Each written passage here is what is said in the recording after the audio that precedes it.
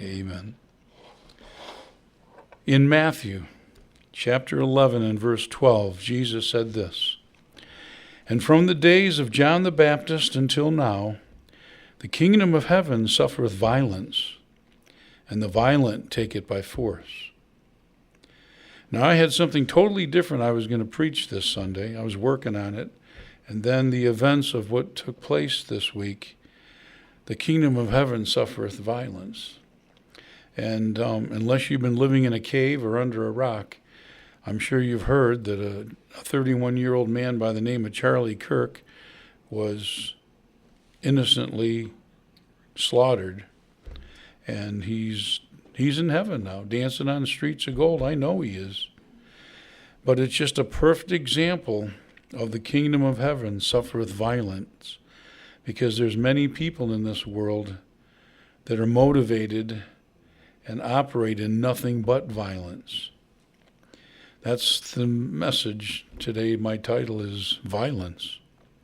Webster's dictionary defines the word violence as this: the use of physical force so as to injure, abuse, damage, or destroy.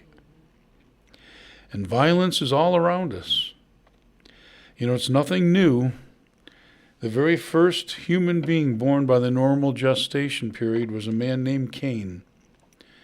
And the very second human being born by the normal gestation period was a man named Abel. And the reason Charlie Kirk was killed is because he professed his faith and he stood up for the truth. He had the audacity to go right into colleges and say, there is a difference between a man and a woman. There is right and there is wrong. And he would tell people that I believe that the Bible is the Word of God, and I believe Jesus is my Lord and Savior, and He saved me. And because of that, I know my home is in heaven, which He's proved that to be true right now. Well, Cain killed his baby brother Abel because of a dispute about a religious philosophy. Because Cain thought, I'm just going to please God by just bringing some fruits and vegetables that I grew out in the field, and I'll present that to God. Abel says, no, I'm going to slaughter an animal and bring a living sacrifice. And they had a dispute about that, because God says, I'm going to accept Abel's offering, but I'm not going to accept yours, Cain, because Cain thought my good works and my efforts would be enough to appease God. Abel knew there's nothing I can do that can appease God because of my sinfulness. So when the soul that sinneth must surely die. When somebody sins, something's going to die. And Abel slaughtered an innocent animal. I'll bet it was probably a lamb, and representative of what Jesus would one day do for us. But his big brother, who I'm sure he loved, killed him over a religious dispute. So this isn't anything new with what happened with Charlie Kirk. So many times throughout history, there have been wars about religious beliefs. In Genesis chapter 6 and verse 11, it says this, the earth also was corrupt before God, and the earth was filled with violence. In Genesis 6:13, and God said unto Noah, the end of all flesh is come before me, for the earth is filled with violence through them, and behold, I will destroy them with the earth. Now, God said in Genesis 6 that the earth was so evil and so corrupt that He repented that He made man. Now, does that mean God did something wrong and He had to repent? The word repent means you're going in one direction, now you do a 180, you're going in the other. And God got to a point where He regretted that He made human beings, because after the fall, and Cain killed Abel, the sinfulness, the violence, the evil grew to such a point that God had to do something, and He wiped out the entire human race and all the living things on earth because of violence. Now Jesus, when trying to get the message across to people that he is coming back, and one of the signs that will know that he's coming back, in Luke 17:26, he said, "And as it was in the days of Noah, so shall it be also in the days of the Son of Man." So let me ask you a question. Is there any violence in the world today? Is there any evil or corruption in the world today? You know, people have become so angry. There's such an angry spirit around the world today. I think it was Wednesday. I had to go out for lunch. I didn't bring anything for lunch, so I just was going to go to Jimmy John's. And where I drive on University, I had to do a turnaround to get into the parking lot. So I do my turnaround, and I'm waiting for traffic going the other way on University to clear so I could zip across. And traffic cleared, so just as I'm getting ready to go, I'm halfway in the middle of University, some guy in a black Lexus comes whipping around and cuts me off and then zips into the parking lot where I was going. So I had to stop or I was going to sideswipe him. So I just stopped. And here I am now in the middle of the traffic, and they're coming at me, and people are locking up their brakes. So I quick put it in reverse, and fortunately there was no one behind me, so I backed up so I could get away from or out of the way of this traffic, and then they went by. So then when traffic cleared, I go in the parking lot, and I'm not saying this is the right thing to do, but I'm confessing my sins to my brothers and sisters. I was mad. And that guy parked in the parking lot, and he was getting out of his car, so I pulled up behind him, and I had my windows rolled down. I said, "Hey, buddy, you just about got me killed." And he goes, "What? Who, me?" And I said, "Yeah, you left me hanging in the middle of University. You cut me off." And he goes, "Sorry." And then he just walked away. And so I went and parked my car, and I went in Jimmy John's, and sure enough, he's in Jimmy John's, 2 people ahead of me. And everything in my flesh wanted to help him eat his submarine sandwich through his nose. But I didn't think that would be the best Christian witness. So I'm just standing, 2 people behind him, saying, "Lord, please forgive this man. Please forgive me. Calm me down. I don't want to say anything." And then he went and sat off to the side to eat. And I wanted to sit down next to him and say, "All right, what's the deal? What's going on here? Why would you do something like that? Why would you have no regard for other people?" But I just shut up, got my sandwich, and went and ate. And then the same day, my brother calls me on the way to church, and he's going down 75, and somebody in a white, I call them those hip-hop cars, I don't know what brand or model they are, comes zipping up behind him, a guy with a woman in the front, and they're like inches from his bumper on 75. So he thought, now, again, my brother's not a Christian. It wasn't the right thing to do. So he voluntarily showed them one of the fingers on his hand. Well, they then zipped around to the driver's side, and the woman is screaming and yelling at my brother, and then she leans back, and the driver pulls out a gun and points it at my brother. So he didn't lock up his brakes, but he drastically slowed down and let them go ahead. There's violence in this world. And then when Gary told us the story about Thomas's friend Travis being killed on his bike, the other part of the story, the worst part of the story, is the guy who hit him was trying to do a hit and run. He was going to try to take off and get away. And he knew that he hurt that boy bad, because the bike was broke in half, which means he was probably traveling way too fast. And it looks like, from the pictures that Gary said he saw, that Travis rolled up on the hood of the car and broke the windshield, and that guy's car died a mile up the road, and they arrested him. But there's violence in this world. I mean, all you got to do is turn on the news. You see it everywhere.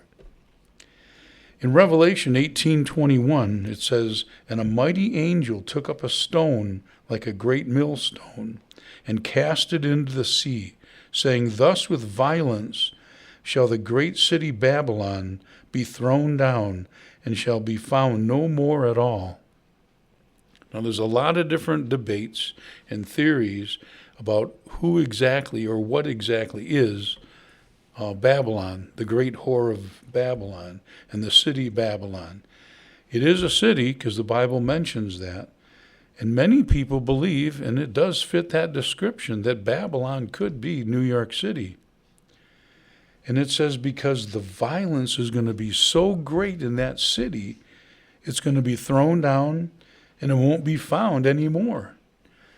Now, something we all need to fast and pray about is that a gentleman by the name of Mamdani does not become the mayor of New York City. Because I've heard him say a number of times what his goal is if he becomes city of New York, or the mayor of the city of New York, that he is going to release and empty out the prisons. And the other thing he's going to do is he's going to defund and lower the police force. Boy, I wonder what's going to happen then. And then they're also going to keep the no cash bail. So you can just do any kind of crime you want, and they'll put revolving doors on the jails. And the prisons will be empty. So you do something wrong, the few police that are out there will catch you, throw you in jail, you go through the revolving door, and then you go out and do it again. Violence. It's everywhere. Now, the Apostle Paul told his protege, Timothy, he gave him some signs of what it's going to be like in the last days. 2 Timothy chapter 3, verses 1 through 4. This know also, that in the last days perilous times shall come. That word perilous in the Greek means dangerous. Is it dangerous in the world today? And it doesn't matter where. I mean, Bobette, in 1 week we were talking about there was 2 shootings in schools. I mean, the most innocent of our civilization is children. There's going to be perilous times, for men shall be lovers of their own selves. That guy who cut me off on the road, forgive my vernacular, but it's the best way to describe it. He's one of those kind of people that just thinks his poop don't stink. He's better than anyone else. All people care about is 3 things: I, me, and mine. They're just totally absolved and surrounded with all the thoughts about their own selves. They're covetous. I like what you have. I want it. They're boasters and proud. I mean, even in the music industry, you listen to the music and it's violent and they're proud and they're boasting about everything. And it says they're going to be blasphemers. And that word to blaspheme in the Greek means to vilify God. They're going to blame God for everything in their life. Well, it's your fault. If there even is a God, he's not helping me. I don't want nothing to do with your God. They're going to be disobedient to parents. Not only will they not listen to their parents, they will kill their parents. Unthankful. The people in the world today have this entitlement mentality. I'm entitled to this. You need to give me this. Take money out of your pocket and put it into mine. I didn't work for it, but I'm entitled to it. And if you do give somebody something, very rarely do people even say thank you. And then it says unholy. This is not a holy nation right now. This is not a holy society, a holy world. Without natural affection. Not only are we willing to kill our babies in the womb, but we're also willing to just have nothing to do with our parents, the older people. Societies used to take care of one another. There used to be a respect, not anymore.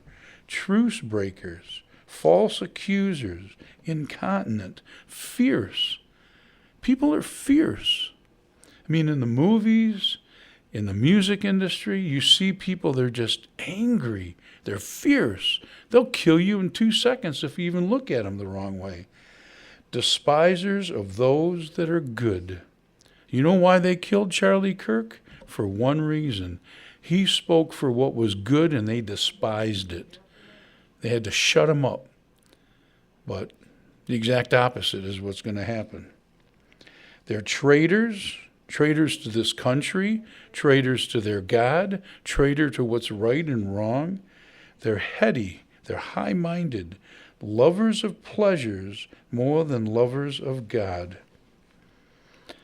Now, as you see these things in our society, and Jesus said, as it was in the days of Noah, so shall it be when the Son of Man returns.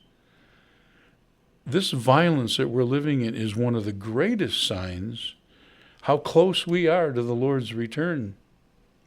In Proverbs 30 and verse 12, it says, there is a generation that are pure in their own eyes, and yet is not washed from their filthiness.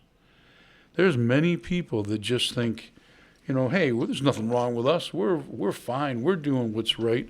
But they haven't been washed from their spiritual filthiness. We're all sinners. Every single human being. We need to be washed in the blood of the Lamb. But they don't want that. They don't care. Me and Bobette went into Sam's the other day to get some things.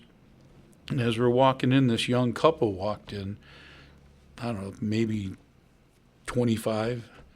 And they were dressed, all black and all goth, and their T-shirts, the one guy's T-shirt says "No Limits," and just you could see the angry spirit about him. And the young girl, she was, black fishnet stockings, and her black skirt was like as high as it could possibly go, and her fingernails are black, her hair's black, dyed pitch black, but her face, I never saw anyone do this before. Her face, it looked like somebody stuck their hands in paint and just went like this across her face. Her whole face had lines of black. And they have pride. They're pure in their own eyes, like, well, there's nothing wrong with us. But they haven't been washed from their filthiness. And there's such an angry spirit. And in our world that we're living in, you see all the different protests. Now, I'm an old hippie, okay? And in our day, we protest the Vietnam War. And probably rightfully so. There's really, I'm not going to get into all that, but there was really no reason for that, and nothing good came out of it. But it was a bunch of people that said, let's get together and protest this. And so many people my age, when you were 18, you had to sign up for the draft. They didn't want to get drafted and go kill somebody in another country that you don't even know, and you don't even know why you're killing them. So that was protest, and it's legal. That's okay. But the protests that take place today, did you know there's a company called Crowds for Hire? And if you have enough money, you tell me, well, how many people do you want at your event? You can buy protesters. Have you noticed when these protests just so called, they say, pop up, that they have perfectly put together signs, and like when they were protesting against Israel during, the pro-Palestinian protests in the college campuses, they had perfectly manufactured signs, and all of a sudden all these tents popped up. Where did they come from? This corporation called Crowds for Hire pay that. And you can get paid anywhere from $250 to $500 a day to just stand there and hold a sign. And they just go to the biggest hire, whoever's going to pay them the most. They don't care. But the anarchy and the chaos and just trying to stir up trouble. Now, I'm sorry, but I'm going to get a little conspiratorial on you, but I know it to be true. These aren't by accident. The powers that be are the ones that orchestrate this thing, because their saying is, out of order, or out of chaos comes order. And out of that order comes a new world order.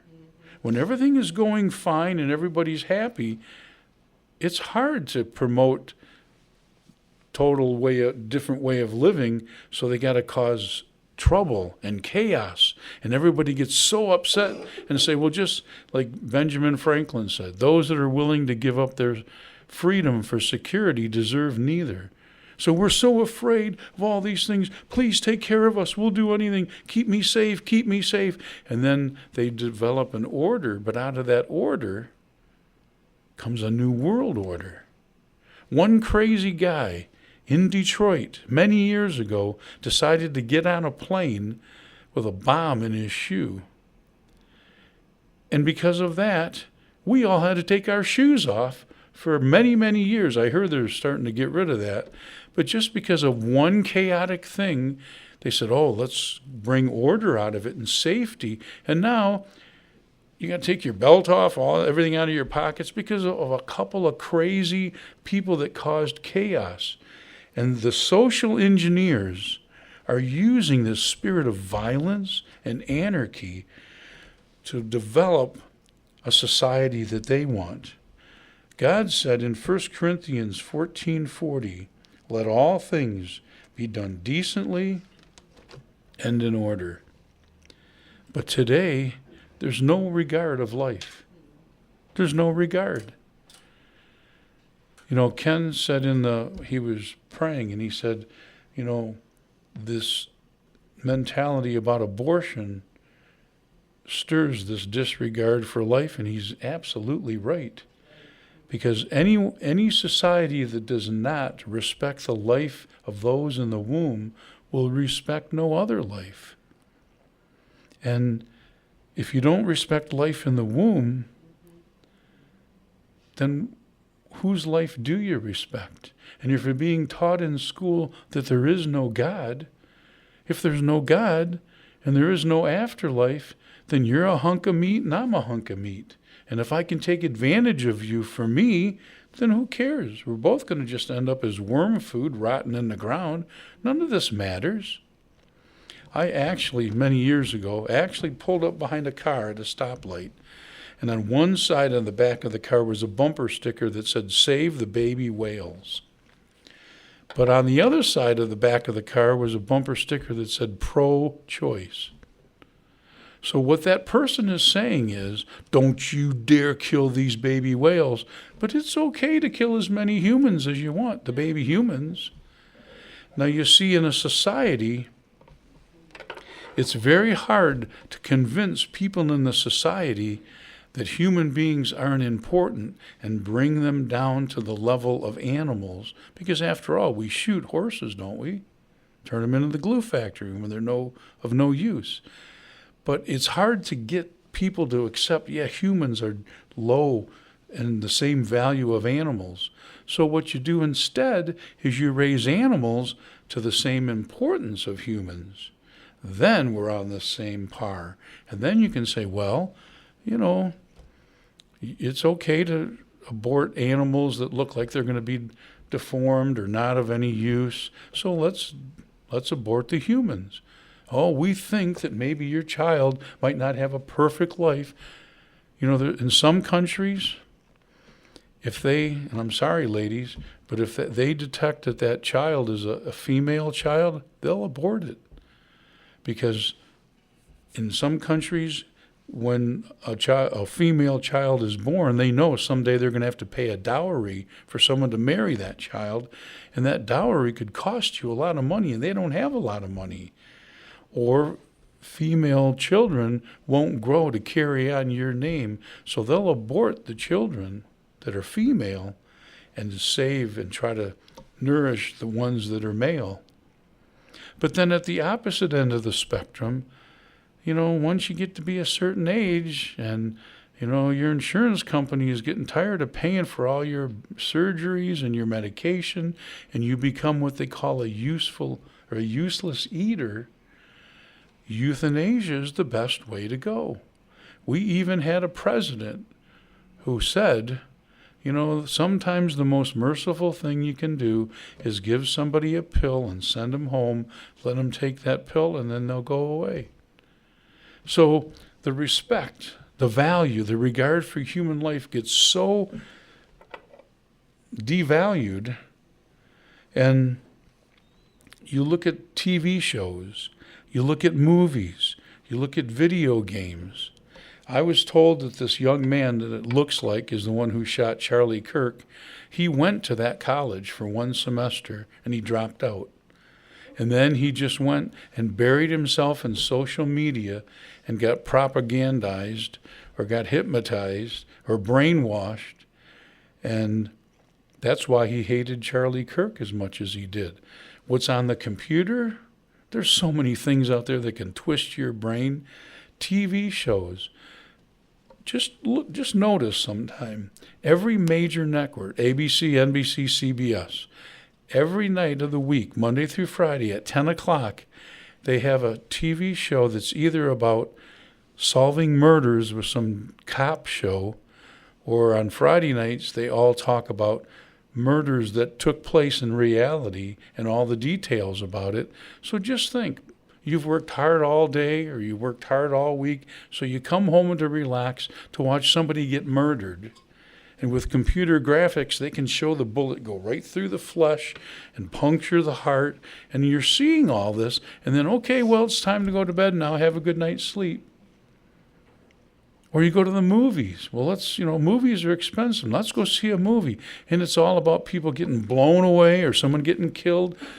Just devaluating and making the value of human life nothing. Or video games. You play, I don't play video games. I don't know anything about them. But there's one called, I think, Man of Valor. And you go in there and you're killing all these people. There's one called Hell, where you go into hell and you fight demons and you're killing demons. Yeah, I've been working all week long fighting with my boss and fighting with customers and fighting with all this. And to relax, I'm going to come home and fight demons. Okay, now it's time to go to bed. Gee, I wonder why we can't sleep good at night. But none of this, absolutely none of this, is by accident. It's to promote violence and disrespect for human life. Where Jesus, on the other hand, says in Matthew 10:29, "Are not 2 sparrows sold for a farthing? And one of them shall not fall on the ground without your Father. Are you not worth so much more than a little baby bird?" Nothing in existence in the entire universe is more important to God than you. Human beings. So much so, Jesus didn't come and die for birds. He came and died for you. But what are we doing? We're willing to kill off anyone that we disagree with. And when you think about it, what's said in the media, you disagree with me politically, well, then you're a Hitler, you're a Nazi, you're a fascist. Well, think about it. If that's true, this kid, he watched social media, and he found out through all this brainwashing that Charlie Kirk is a Hitler. So if he's a Hitler, actually you're doing society a great service by killing him. Because wouldn't you want to kill Hitler if you could? And they brainwash you to think you're Hitler. Now, we on the other side, people that disagree with us, we got to be very careful. When Jesus told to the Pharisees, and he called them vipers, whitewashed sepulchres, Jesus never called anybody names. He gave accurate descriptions. When he said you're a hypocrite, that word hypocrite in the Greek means an actor, like putting on a face in a play. He's saying you're acting one way, but you're living another. And you're putting on this facade that you're white and perfect, but inside you're full of sin and corruption and dead men's bones. But we as Christians, we have to be careful with people that we don't agree with, that we don't in turn start calling them names. Because it doesn't accomplish anything. We're not in the 3rd grade out for recess in the playground saying, all the names we used to call each other's when we were kids. We're full-grown adults. People that we disagree with, just say, okay, I disagree with you. And like what Charlie Kirk did, he would debate anybody on any subject. And he never even went to college. He had a high school education, but he was genius because he read everything he could read, and he would debate anyone on any subject. And I'm not lifting him up, but you know what? He was a good man, and he was a good witness of Jesus Christ. And we need to do the same thing, to debate intellectually without calling names one another, because when we start getting mad and we start calling the other side names, we reverted to be just like they are. We're Hitler, we're Nazis, we're fascists. When you think about it, one side wants to stop the killing of Jews, and they're called Hitler. The other side wants the genocide of Jews, but they're not Hitler. Names don't accomplish anything. When Paul said, speak the truth in love, that it may grow up into him, which is the head of all things. Even when you're debating somebody that you 100% disagree with, politically, spiritually, socially, you do it in a spirit of love, that's a human being that Jesus died for, and say, I'm sorry, but I disagree with you, and then you defend it scripturally, why you believe these things. Now, in conclusion, what are we supposed to do? Hide in your basement and don't say anything to upset anybody, because it's dangerous out there. Is that what we're supposed to do? Jesus said in Matthew 10:16 to his disciples, behold, I send you forth as sheep in the midst of wolves. Sheep are the most innocent of animals. They can't defend themselves. But he's sending us as sheep in the midst of wolves that have sharp claws and sharp teeth, and they'll rip you to pieces. I'm sending you out into this vicious, angry, violent world as sheep. So be ye therefore wise as serpents and harmless as doves. How can you be as wise as a serpent unless you know what serpents know? That means we need to be aware of what's going on in the world around us. Paul said the Lord doesn't want us ignorant of the devil's devices. Now, you can't get immersed in it so that you're finding out more of what the devil's doing instead of what God's doing, but you have to be aware of what's going on in this world. I believe as a pastor, as a teacher, and also as any of us as Christians, our goal is, our mission statement is, number one, exalt Jesus at every opportunity, and number two, expose Satan. Now, if you start exalting Jesus, some people say, well, you're just a religious freak. You're a Jesus freak. I don't want nothing to do with that.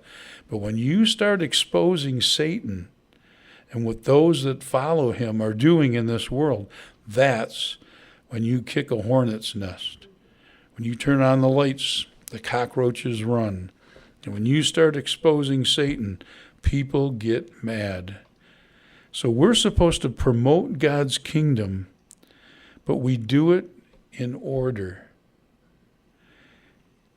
You know, some people in this country are promoting defunding the police because the police are bad and they hurt people and they don't do any good. Well, there are bad police. There are bad pastors, there's bad teachers, there's bad neighbors, there's bad people in this world. But the position of a police officer in Romans 13:4 says, for he is the minister of God to thee for good. But if thou do that which is evil, you better be afraid. For he beareth not the sword in vain, for he is the minister of God, a revenger, to execute wrath upon him that doeth evil. We need police officers. And if you ever have any, you cross a police officer's path or whatever, just tell them, I appreciate you. I appreciate what you're doing. How many of us here, when you get up in the morning to go to work, You put on your clothes and you know that you could be possibly killed at work today. Not too many of us. They do. They do. And what they are is, it says, they are a revenger to execute wrath upon them that doeth evil. Now, many social engineers want to get rid of the police and they want to bring in social workers. So when your neighbor is being raped, don't call the police. You call a social worker, and they'll come in with a clipboard and a piece of paper and sit down next to the guy that's raping your neighbor and saying, now, why are you feeling this way? And did your mother hurt you when you were a child? And what do you think you're going to get out of it? In the meantime, your neighbor's being raped or being beaten or being robbed or being killed. You know what? God said those that enforce the law are ministers of God. You capture them. You see a bully hitting a little kid with a stick. You don't say, oh, please don't hit him with a stick. You take the stick out of his hand, you put him behind bars, and then you can spend as much time as you want talking to him about how he was raised as a kid, or tell him about Jesus. But you got to stop that action. All right, finally, in Ephesians, Paul told the church of Ephesus in Ephesians 6:10-13, finally, my brethren, be strong in the Lord. Notice it doesn't say be afraid and be weak. Be strong in the Lord, not in our power, not in our might, but strong in the Lord and in the power of his might. Put on the whole armor of God, that you may be able to stand against the wiles of the devil. Why do you need to stand up against the wiles of the devil? He says, because we don't wrestle against flesh and blood, but against principalities, against powers, against the rulers of the darkness of this world, and against spiritual wickedness in high places. What's motivating these people to do this is they're opening up themselves to the spirit of anger and bitterness and hatred and fierceness and violence. And it's a spiritual thing that's motivating these people to do this, because the god of this world, meaning Satan, has blinded their minds. And it says we need to put on the armor of God to fight against the rulers of the darkness of this world and the spiritual wickedness in high places. Now, we all want to be nice people, and we just want to go to work and do our jobs and have a barbecue on the weekend and have friends over and just enjoy life. And I don't want to shake up your world, but there are people that have sworn their lives to do the exact opposite, to control you. And they invite these evil spirits into their life. They invite all this wickedness because they want to control and manipulate. And those are the ones that we're fighting in this world. Now, Jesus was killed by these spirits. Actually, he surrendered his life, and he says, no man taketh my life, I lay it down of my own. But it was because of the evil and the wickedness that the Apostle Peter was crucified upside down. Simon the Zealot was sawed in half. You read Fox's Book of Martyrs, all these people, because they hate those that do good, were killed because of this. And what we're supposed to do is not shrink back from this. Charlie Kirk lost his life for standing up for what's right. I may lose my life someday for standing up for what's right. You might. We don't know. But we don't shrink back from it. But we put on the whole armor of God. And then he says, wherefore take unto you the whole armor of God, that you may be able to withstand in that evil day. Let me ask you, are we living in an evil day? We're going to stand, or are we going to shrink away and hide? It says, and having done all, to stand. Just picture somebody dressed in the armor of a Roman soldier with his sword just standing there. Okay, I'm taking my guard. holding up his shield of faith.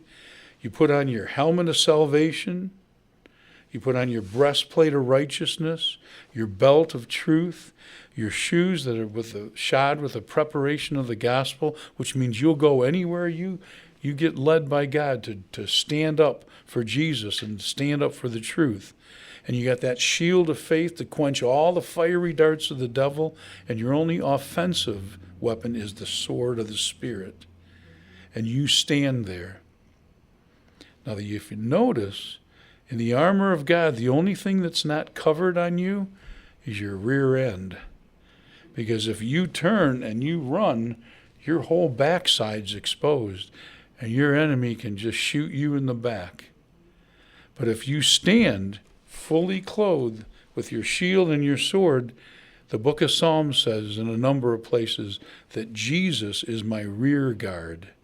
Jesus is standing behind you. And nothing's going to happen to you unless he says it's okay. I don't understand why, but he allowed Charlie Kirk to be killed. Somebody shot President Trump in the ear. He didn't allow him to be killed. Why? We all have our conjecture. But you know, one thing I think is amazing that has come out of Charlie Kirk being killed is more and more people are looking into his videos. There's hundreds of his videos out there, and him debating people on all these different subjects and hearing about Jesus and how he defends his faith so brilliantly. And people are watching that wouldn't have watched before. But the other thing I told Bobette the other day, it just amazes me. These nationwide commentators that are on different news shows are talking about Jesus. And they're talking about the kingdom of heaven. And they said, well, Charlie believed in his Lord and Savior, Jesus. And we believe he's in heaven now because he gave his life to Jesus. And I'm over there going, he's saying that? She's saying this? These are people I watch on the news. And everybody's talking about Jesus. And there's more and more people that are saying, he inspired my life. There's people, Danielle told me there's people in London. Ron told me there's people in New Zealand. I was at a dinner last night and I was talking to someone, and he said, you know what? My kids came home and told me Charlie Kirk got killed. And he says, I didn't even think they knew who Charlie Kirk was. And Bobette's niece, their daughters came and said, Charlie Kirk got killed. One person, just one person who was willing to boldly stand up and tell the truth, how many people's lives, maybe for eternity, he affected. And you know what? God is no respecter of persons. You may be the next one. Don't shrink back. Don't be afraid. You know what? In reality, I don't want to die, okay? I mean, I know I'm gonna someday. I don't want to. But if somebody comes and shoots me in the head, you did me the best favor you could ever do, because I'm going to go see Jesus. So I'm not going to live my life in fear. And just stand up wherever you can, speak the truth in love. Don't call any names. Don't nitpick and just stand up and boldly proclaim the truth of who Jesus is, and proclaim the wokeness that's in this world. There is a difference between a man and a woman, whether you think so or not. There is right, there is wrong. No, you should not kill your baby in the womb. And why don't you stand up and protect that child? And you know, I've said this before, but it always amazes me when people say, yeah, that young girl, she got herself pregnant. No person in the whole world, no woman ever got herself pregnant. Last time I checked, it takes two to tango. Where's that young man who enjoyed getting her pregnant, but where is he to say, don't kill my baby. I will stand with you and help you raise this child. So, we're living in a violent world. It's a sign that Jesus is coming back very soon. And what we're supposed to do is, just like Paul told Timothy, endure hardness as a good soldier of Jesus Christ. We've been given armor. Put it on and hold your post and stand and don't turn and run, because if you do, your rear end's exposed and you might get shot in the buttocks. Like, what was his name? Forrest Gump. Yeah, I got shot in the buttocks. When I get to heaven and I see Peter and James and John and all these guys, and I look at them and they say, well, how'd you live your life? Well, I got shot in the buttocks. No, I don't want to live my life as a coward. A coward dies 1,000 deaths. A brave man dies but once. So, let's pray.